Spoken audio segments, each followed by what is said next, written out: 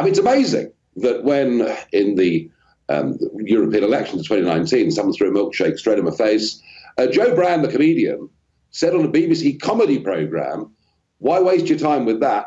Better to use battery acid. We've had David Aronovich, the left-wing journalist, writes for The Times, does a BBC Radio 4 programme, said about 5 weeks ago that the best thing the Democrats could do is have Trump shot.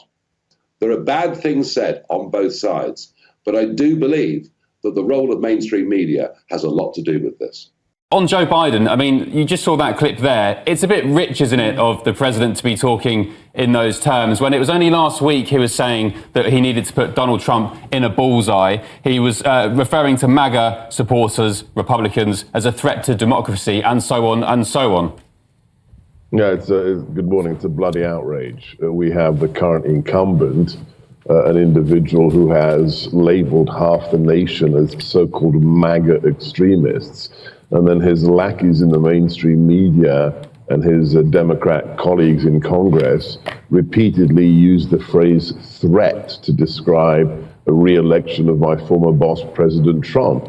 They've compared him to Hitler. They've talked about the threat to democracy. And then now they're surprised that this occurred. I wrote a piece that was published yesterday in Breitbart, where I said nobody should be surprised that this occurred. When you demonize the leader of the opposition, when you dehumanize tens of millions of Americans, what do you think is going to happen? Do you think people are just going to sit there and not be radicalized? So the death of that firefighter protecting his wife and his children, the two other critically injured Trump supporters, that blood is on the hands of the Biden administration, the Democrats, and the mainstream media, who have just increased radicalism throughout their use of this inflammatory language.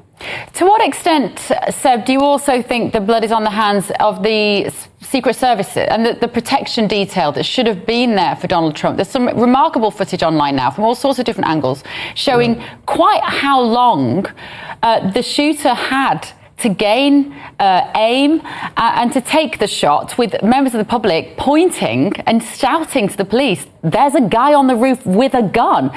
You know, it seems implausible that a 20-year-old could beat the American Secret Service. Yeah, it's an utter shambles. It was a catastrophic failure of the Secret Service. That this individual managed to get on a building within 150 yards of the principal of the president that had no security on the building. It just beggars belief. And then that iconic photograph you're showing right now.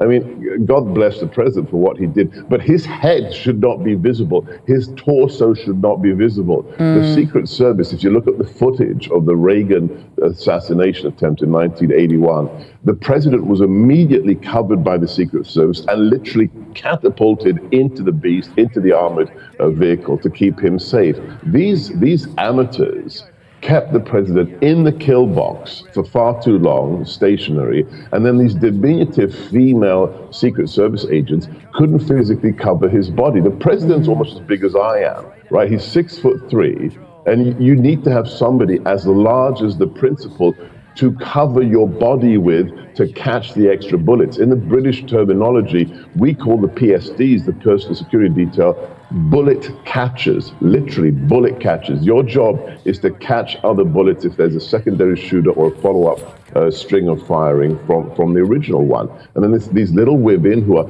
playing with their sunglasses, and it beggars belief. It's really an utter failure for the Secret Service. I think sort of what you're slightly alluding to there is actually that there's been a lot of preoccupation with the Secret Service, with their diversity, equity and inclusion procedures. Yeah. There's been a lot of talk about that on their social media. I'm not saying that women can't do that job well, but I guess what you're saying is in that situation, when you are right in the line of fire, quite literally, you need the biggest, tallest, strongest blokes around you. And if you have to be wrestled to the ground, then they're going to wrestle you to the ground.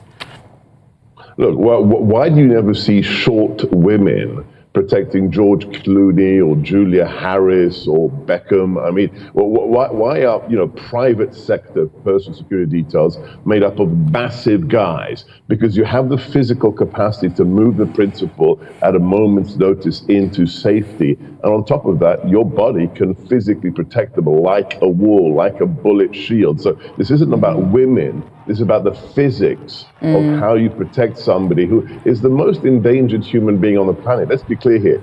President Trump, after the rhetoric of the Democrats for the last 8 years, calling him Hitler, fascist, Nazi, white supremacist, he's the most endangered person in the world. And we don't need DEI hires. We don't need diversity hires to wave in front of the public. We need that person to be safe.